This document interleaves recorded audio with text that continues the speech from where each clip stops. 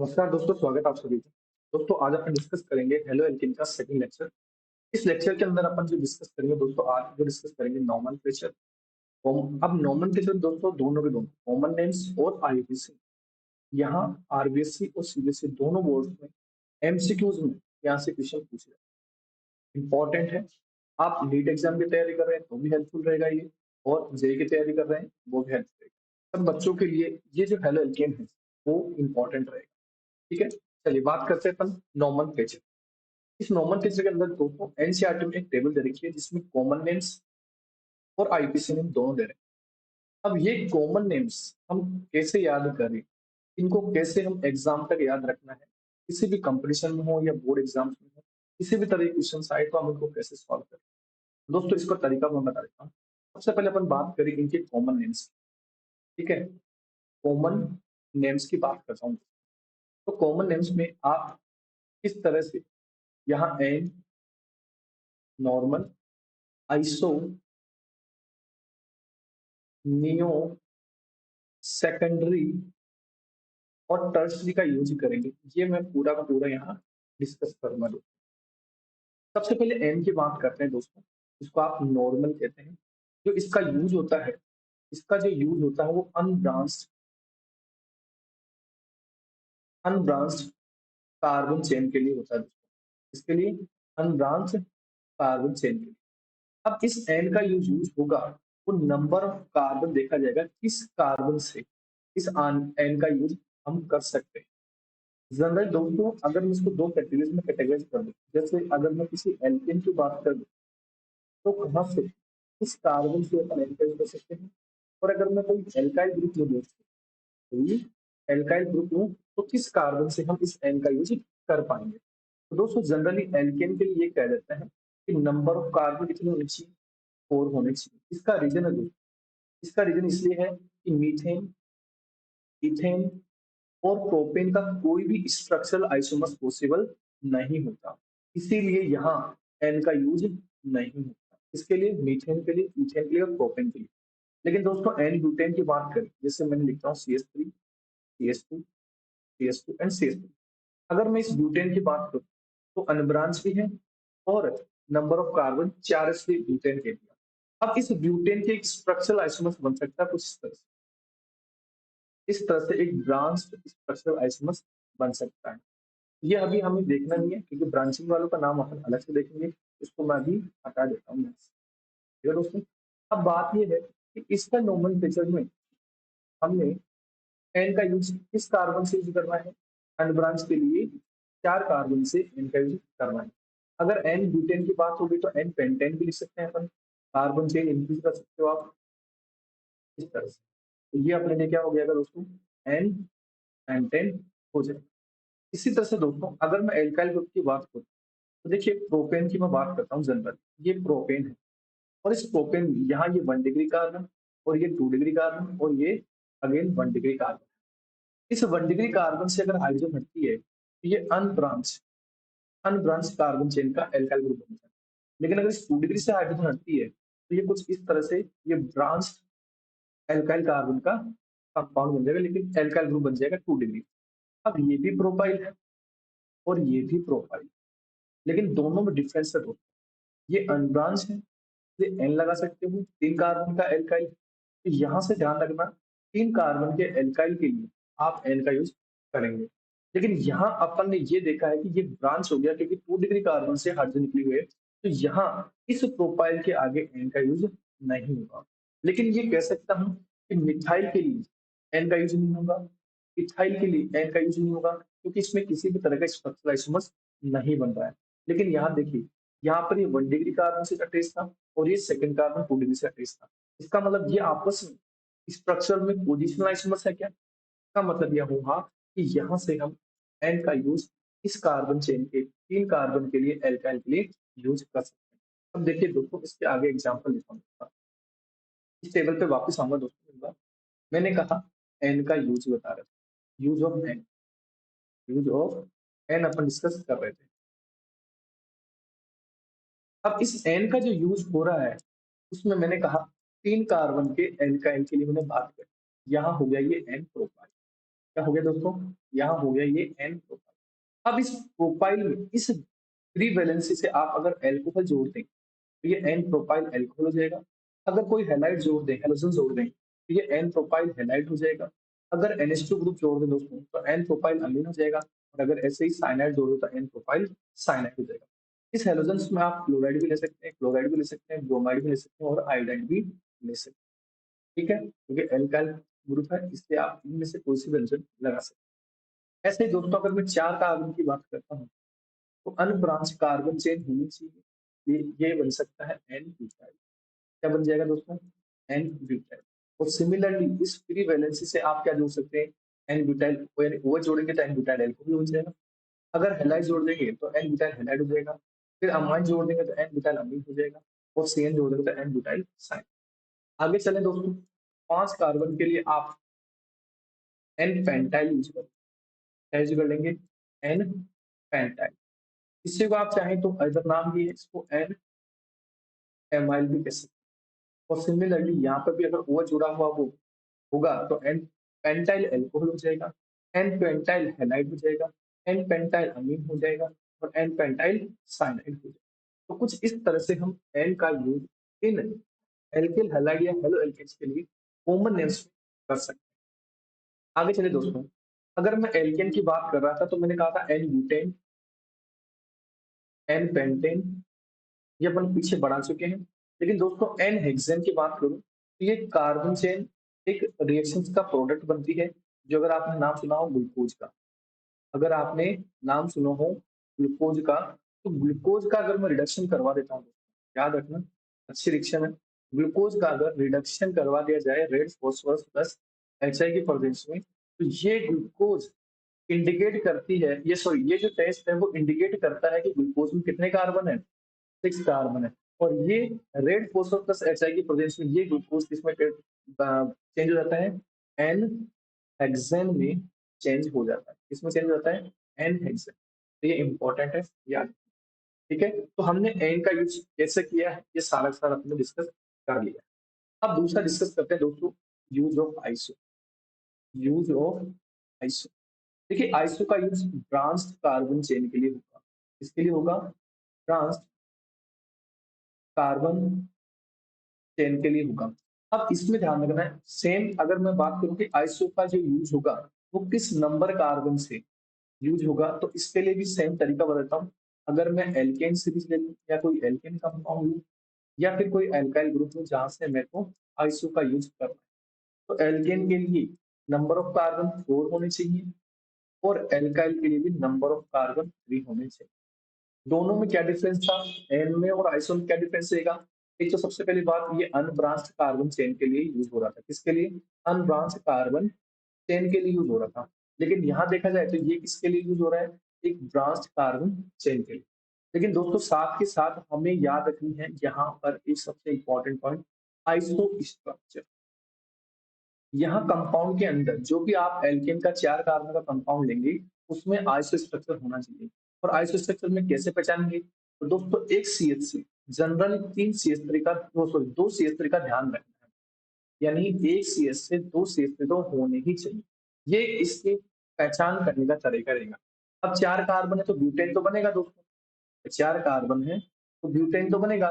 लेकिन अगर मेरे को ब्यूटेन बनाना होगा तो मेरे को एक कार्बन और जोड़ना पड़ेगा। तो इस तरह से ये जो स्ट्रक्चर है दोस्तों, ये जो स्ट्रक्चर है ये अपने पास कौन सी हो जाएगी, ये हो जाएगी आइसो स्ट्रक्चर। तो इस स्ट्रक्चर में याद रखना कि CH से 2 CH3 होने जरूरी। अब आप कहोगे सर अगर मेरे को पेंटेन बनाना है, अच्छा देखो इसके आगे मैं क्या वर्ड यूज कर दूंगा, इस ब्यूटेन के आगे कॉमन नेम्स में क्या लगा दूंगा, आइसो लगा सकता हूँ, इसलिए ये हो जाएगा आइसो ब्यूटेन। अब देखिए दोस्तों अगर कार्बन चेन बढ़ानी है तो आप इस आइसो स्ट्रक्चर को मेंटेन करके रखिए। ये भी, अब आपको जैसे कार्बन चेन बनानी है तो इस CH3 से एक कार्बन हटा करके मैंने एक और CH3 लगा दिया, तो 5 कार्बन है तो पेंटेन बन गया। और यहाँ आइसो स्ट्रक्चर है, ये वाले देखिए एक CH से ये 2 CH3, तो ये जो स्ट्रक्चर दिख रही है ये आइसो स्ट्रक्चर, इसलिए आप लगा सकते हैं इसके आगे आइसो। तो ये स्ट्रक्चर कौन सी बन जाएगी, आइसो पेंटेन बन जाएगी। ठीक है दोस्तों, अब आ जाता हूँ मैं एल्काइल ग्रुप पर। तो एल्काइल ग्रुप के अभी मैंने थोड़ी देर के लिए कहा था, थोड़ी देर पहले कहा था कि प्रोपेन में 1 डिग्री और 2 डिग्री ये 1 डिग्री कार्बन था और ये 2 डिग्री कार्बन। अगर 1 डिग्री कार्बन से हाइड्रोजन हटी थी, तो ये अपने पास बना था दोस्तों एन प्रोपाइल, क्योंकि अनब्रांच था, तो अपन ने यूज किया था इसके लिए वर्ड एन प्रोपाइल। लेकिन दोस्तों यहाँ से 2 डिग्री कार्बन, देखो ये इंपॉर्टेंट है, थोड़ा इंटरेस्टिंग भी है। अगर मैं 2 डिग्री कार्बन से हाइड्रोजन हटा देता हूँ, तो ये मेरे पास बन जाएगी कुछ इस तरह की स्ट्रक्चर, जिसमें आप देखें गौर से, तो इसको मैं कुछ इस तरह से भी लिख सकता हूँ, और एक सीएस से यहाँ 2 सीएस दिखाई दे रहा है। तो यहाँ जो स्ट्रक्चर दोस्तों, ये भी प्रोफाइल है, लेकिन ये जो प्रोफाइल है वो कैसा दिख रहा है, आइसो स्ट्रक्चर जैसा दिख रहा है। और यहाँ मैं वर्ड यूज कर लूंगा फिर इसके आगे। तो दोनों एल्काइल ग्रुप्स में जो डिफरेंस है वो हमें पता चल गया। अब देखिए दोस्तों, जो प्रोपाइल ग्रुप है, इस प्रोपाइल ग्रुप में आप कई सारे ग्रुप जोड़ सकते हैं। जैसे अगर मैं इसको लिखूं, इस तरह से लिख देता हूँ CH3 CH ये बना अपने पास आइसो प्रोपाइल ग्रुप। अब इस फ्री वैलेंसी से दोस्तों आप जोड़ सकते हो एल्कोहल, तो हो जाएगा आइसोप्रोपाइल एल्कोहल। Cl जोड़ दो, isopropyl chloride, isopropyl bromide, isopropyl iodide, isopropyl amide और आइसोप्रोपाइल साइन। तो ये कुछ इस तरह से आप इन सभी का कॉमन नेम एक साथ दे सकते हैं दोस्तों। आगे चलिए, आइसोप्रोपाइल के बाद में मैं बात कर लेता हूँ आइसोब्यूटेन। देखिए आइसोब्यूटेन की मैं बात करूँ, तो ये आइसोब्यूटेन, अब इस आइसोब्यूटेन में से इस हाइड्रोजन को मैं हटा दूं, तो ये मेरे पास आइसोब्यूटाइल ग्रुप बन जाएगा, क्योंकि आइसो स्ट्रक्चर मेंटेन है, एक CH भी है और 2 CH जुड़े हुए हैं, इसलिए आइसो स्ट्रक्चर मेंटेन है। अब इस आइसोब्यूटाइल की जो फ्री वैलेंसी से उससे जोड़ दो आइसोब्यूटाइल ओ जोड़ दो, isobutyl alcohol, isobutyl chloride, isobutyl bromide, isobutyl iodide, isobutyl amide और आइसोब्यूटाइल साइनाइड। तो इस तरह से आप इजीली इन कॉमन नेम्स में एन और आइसो का यूज कर सकते हैं। चलिए, अब जो अपना तीसरा पॉइंट है दोस्तों, वो है नियो का यूज। इस तरह से अपन नियो का यूज करेंगे, यूज ऑफ नियो। दोस्तों नियो का जो यूज करेंगे वो ब्रांच कार्बन चेन के यूज करेंगे। सबसे पहला पॉइंट है किसके लिए, ब्रांच कार्बन चेन, यानी ये भी ब्रांच कार्बन चेन के लिए ही यूज होगा। ठीक है, अब इसमें भी ये देखना है कि किस कार्बन से, तो नंबर ऑफ कार्बन जहां से हम नियो का यूज कर सकते हैं, वो अपन एल्केन के लिए भी वही कैटेगरी ले लेते हैं, सेम कैटेगरी ले लेते हैं। और एल्काइल के लिए भी कहाँ से अपन यूज करें, तो एल्केन के लिए नंबर ऑफ कार्बन 5 चाहिए और एल्काइल के लिए भी नंबर ऑफ कार्बन 5 चाहिए। अब देखिए एन के लिए अपन ने एल्केन में देखा था 3 कार्बन चेन, वो 3 कार्बन और 4 कार्बन, यानी 3 कार्बन की बात करें तो अपन एल्काइल में, और 4 कार्बन की बात करें तो अपन एल्केन में यूज करेंगे। लेकिन यहाँ मैंने कहा था carbon chain must be unbranched, unbranched carbon chain होनी चाहिए, ये अपन ने पॉइंट डिस्कस किया। फिर आइसो में मैंने डिस्कस किया कि एल्केन के लिए 4 कार्बन चाहिए और एल्काइल के लिए 3 कार्बन चाहिए, लेकिन कार्बन चेन क्या होनी चाहिए, ब्रांच होनी चाहिए। तो ये डिफरेंस हमें पता चल गया दोस्तों इन दोनों। लेकिन यहाँ पे मैंने कहा था कि आइसो स्ट्रक्चर होना जरूरी है। इसमें क्या दिखना चाहिए, आइसो स्ट्रक्चर दिखाई देना चाहिए। सिमिलरली दोस्तों, अगर मैं नियो का यूज कर रहा हूँ, तो नियो के अंदर भी हमें नियो स्ट्रक्चर दिखाई देनी चाहिए, यानी यहाँ इस नियो के लिए भी अपने को नियो स्ट्रक्चर होनी चाहिए, ये जरूरी है। और इस एल्केन में अगर मैं कहूँ कि कार्बन टेट्रावेलेंस होता है, और ये टेट्रावेलेंसी 4 मिथाइल ग्रुप से कवर हो जाती है दोस्तों, तो ये जो स्ट्रक्चर्स कहलाती है वो कहलाती है नियो स्ट्रक्चर। कौन सी, नियो स्ट्रक्चर। अब इसमें कार्बन कितने हैं दोस्तों, 5, इसलिए पेंटेन कह सकता हूँ, और नियो स्ट्रक्चर है इसलिए इसके आगे लगा सकता हूँ नियो, तो ये कहलाएगा नियो पेंटेन कहलाएगा। क्या कहलाएगा, नियो पेंटेन।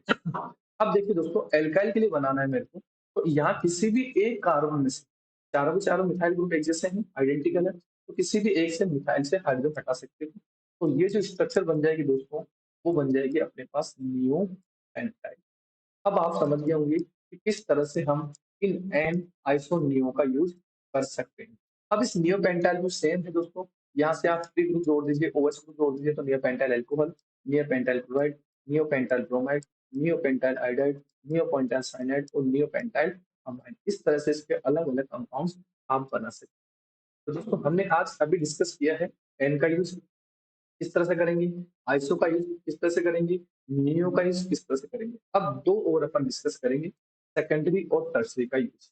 देखिए दोस्तों, use of secondary, use of secondary, अगर इसमें बात करूं सेकेंडरी का, इसका मतलब ये हुआ कि किसी 2 डिग्री कार्बन से, किसी 2 डिग्री कार्बन से एक हाइड्रोजन रिमूव होकर के, एक हाइड्रोजन रिमूव होकर के कोई अदर ग्रुप, जैसे OH लगा हुआ हो, Cl लगा हुआ हो, Br लगा हुआ हो, I लगा हुआ हो, NH2 लगा हुआ हो या Cl लगा हो, ये ग्रुप लगे हुए हो सकते हैं।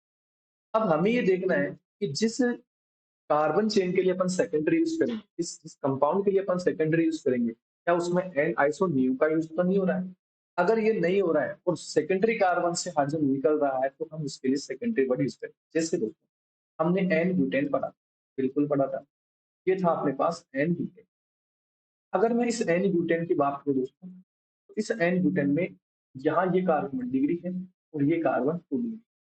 अब 1 डिग्री कार्बन से हाइड्रोजन, इस हाइड्रोजन को हटा दो 1 डिग्री कार्बन से, तो आपने पास एक अनब्रांच कार्बन चेन, जो कि स्ट्रेट कार्बन चेन को मिली, तो ये बन गया अपने पास एन ब्यूटाइल। क्या बन गया दोस्तों, N butyl.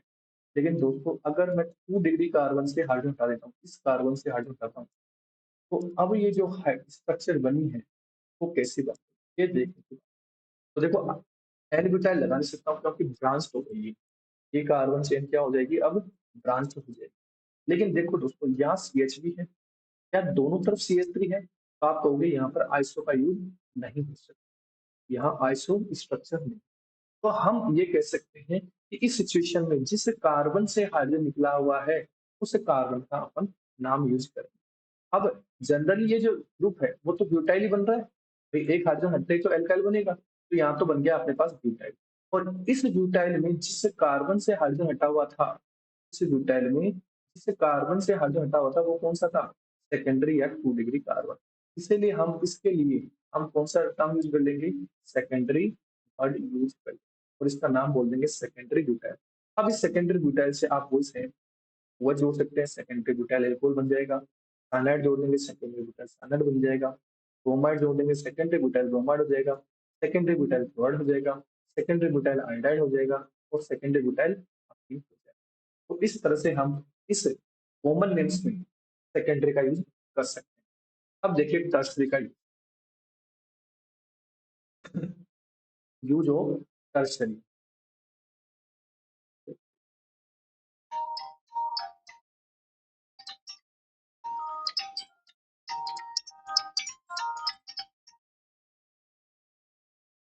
Use of tertiary की बात करता हूँ दोस्तों, थोड़ा फोन।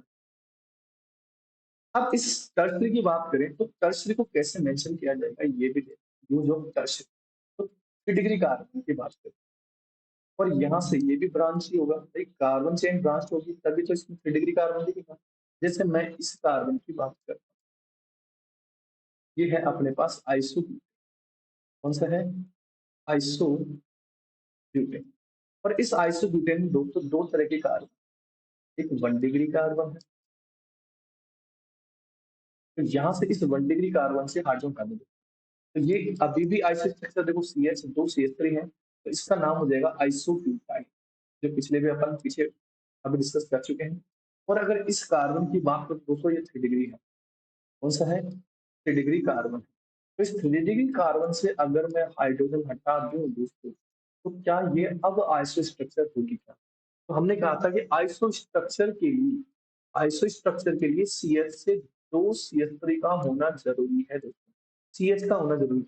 लेकिन यहाँ से तो CH गायब हो गया ना, यहाँ से देखो, तो इस केस में हम एन का यूज नहीं कर सकते, आइसो का यूज नहीं कर सकते, नहीं हो तो वैसे ही 5 कार्बन के लिए होता है, सेकेंडरी कार्बन इसमें है नहीं, तो हम इस केस में इस ब्यूटाइल के आगे कौन सा टर्म यूज करेंगे, टर्शरी यूज करेंगे, क्योंकि 3 डिग्री कार्बन से यहाँ से हाइड्रोजन हटेगी, इससे नाम पड़ जाएगा इसका टर्शरी ब्यूटाइल। अब इस टर्शरी ब्यूटाइल से सेम जो हमने पहले जोड़ रखे थे, एल्कोहल जोड़ दो, टर्शरी ब्यूटाइल एल्कोहल बन जाएगा, टर्शरी ब्यूटाइल क्लोराइड बन जाएगा, टर्शरी ब्यूटाइल ब्रोमाइड बन जाएगा, टर्शरी ब्यूटाइल आयोडाइड बन जाएगा, टर्शरी ब्यूटाइल साइनाइड बन जाएगा, और टर्शरी ब्यूटाइल अमीन बन जाएगा। तो इस तरह से अपन N N iso neo secondary and tertiary का यूज कॉमन नेम्स में एल्किल हैलाइड, एल्कोहल, साइनाइड और अमीन के लिए यूज कर सकते हैं दोस्तों। दोस्तों एक छोटा सा दो ग्रुप और अपने पास बच रहे हैं, इन दोनों ग्रुप्स को भी अपन डिस्कस कर लेते हैं दोस्तों। इन दोनों ग्रुप्स की बात करें तो इन दोनों ग्रुप्स में आपने पास एक तो दे रखा है gem di halide, gem di halide, ठीक है, और एक दे रखा है अपने पास विसिनल डाई। इसमें भी कॉमन नेम दे रखा है, इसलिए मैं इसको यहाँ लिख देता हूँ कॉमन नेम, ठीक है। जेम डाइहैलाइड और एक है विसिनल डाइहैलाइड। जेम डाइहैलाइड मैंने ये कहा था दोस्तों कि अगर एक ही कार्बन से दो हाइड्रोजन निकली हुई हो तो जेम डाइहैलाइड कहलाता है। और इसके लिए जो टर्म यूज करते हैं दोस्तों वो होता है एल्काइलिडी। कौन सा? एल्काइलिडी। और विसिनल में दोस्तों अपन जो दो एडजेसेंट कार्बन है वहां से हाइड्रोजन हटी हुई होकर के दो हाइड्रोजन लगेगी, तो इस ग्रुप को अपन कहते थे विसिनल। भाई दो हाइड्रोजन लगी हुई है एडजेसेंट कार्बन। अब इनका नाम कैसे देंगे? तो ये देखना है कि अगर एक ही कार्बन पर दो हाइड्रोजन लगी हुई हो तो इसको आप मिथाइलिडीन कह सकते हैं। क्या कह सकते हो? मिथाइलिडीन। फिर अगर मैं इथाइल ग्रुप ले लूं और सीएल ले लूं, अब मिथाइलिडीन क्लोराइड तो लिख दो, ये भी लिख देता हूँ। अब यहाँ पे मैंने सीएल लगा दिया, ये भी सीएल है और ये भी, तो इथाइलिडीन क्लोराइड बन जाएगा, इथाइलिडीन क्लोराइड बन जाएगा। तो इस तरह के नाम भी आप दे सकते हैं दोस्तों कॉमन नेम्स में। ये आपको मैंने एनसीईआरटी के टेबल में अभी बताया है, उसमें मैं जरूर डिस्कस करूंगा एक बार वापस। अब यहाँ देखिए दोस्तों, जैसे मैंने यहाँ क्लोराइड ले लिया, इस ग्रुप को अपन ने क्या नाम दिया? इथाइलीन, यानी एल्काइलीन वर्ड यूज कर सकते हैं इसके लिए। क्या वर्ड यूज कर सकते हैं? एल्काइलीन डाइहैलाइड यूज कर सकते हैं। कौन सा? एल्काइलीन डाइहैलाइड। तो यहाँ हो जाएगा दोस्तों ethylidene, sorry ethylene, ethylene di chloride use हो जाएगा। अब देखिए अपन स्टार्टिंग में आ जाते हैं, अपन जो टेबल दे रखी थी उस टेबल पे आ जाते हैं। ये रही, इसमें देखो कॉमन नेम्स में हमने कौन कौन से कॉमन नेम्स यहाँ डिस्कस कर लिए हैं, तो एक बार जरूर इसको डिस्कस कर लेते हैं। देखिए n butyl chloride, n neopentyl bromide, butyl bromide, vinyl chloride, ये दोनों अलग देखेंगे। जो मैंने कल जो क्लास ली थी उसमें आप जरूर देखना, फर्स्ट क्लास में इनके नाम देख चुका हूँ, ठीक है। इसके अंदर नेम अपन डिस्कस कर चुके हैं। इसका इधर इधर देखिए, ये है मिथाइलीन क्लोराइड, इसको आप मिथाइलिडीन क्लोराइड भी कह सकते हैं दोस्तों, कोई दिक्कत नहीं, ठीक है। ये हेलोफॉर्म है, इसको क्लोरोफॉर्म बोल देते हैं। इसको जनरली इसको बेहोश करने के लिए काम लेते हैं एनएसपी के रूप में। और ये है ब्रोमोफॉर्म, ये कार्बन टेट्राक्लोराइड है दोस्तों, इसको टेट्राक्लोरोमीथेन भी कह सकते हो। और ये बन गया अपने पास एन प्रोपाइल फ्लोराइड, ये अपन डिस्कस कर चुके हैं। इसका दोस्तों दो जगह काम में ले सकते हो, एक तो अपन ले सकते हैं इसको फायर एक्सटिंग्विशर, ये भी डिस्कस कर चुके हैं। और एक जगह और ये ओजोन डिप्लेशन में वर्क करता है, यानी ओजोन को क्या करता है? डिप्लेट करता है। तो यहाँ पे भी इसका एक हार्मफुल इफेक्ट है CCl4 का। तो ये छोटे छोटे क्वेश्चन हैं जो अपने लिए बहुत इंपॉर्टेंट है। अब इनके आईपीसी नेम को अपन कल डिस्कस करेंगे। ये जो आज कॉमन नेम्स का है उसको एक बार जरूर ढंग से समझना है दोस्तों। इसमें आप डायरेक्ट एंड, आइसो, नियो और सेकेंडरी और टर्सरी को नहीं लगा सकते, तो इसके लिए मैंने कुछ कंसेप्ट बताए हैं कि इस तरीके से आप इनके नेम्स को समझ करके, याद करके इनके नेम दे सकते हैं। सबके लिए कॉमन हो जाएगा ये। Alcohol, alkyl halides, sorry alcohol के लिए भी हो जाएगा, एल्किल हैलाइड के लिए भी हो जाएगा, साइनाइड में भी आ जाएगा, अमीन में भी काम आ जाएगा, इन सब में काम आ जाएगा दोस्तों। ठीक है दोस्तों, वीडियो अच्छा लगा हो तो जरूर कमेंट कीजिएगा। Thank you.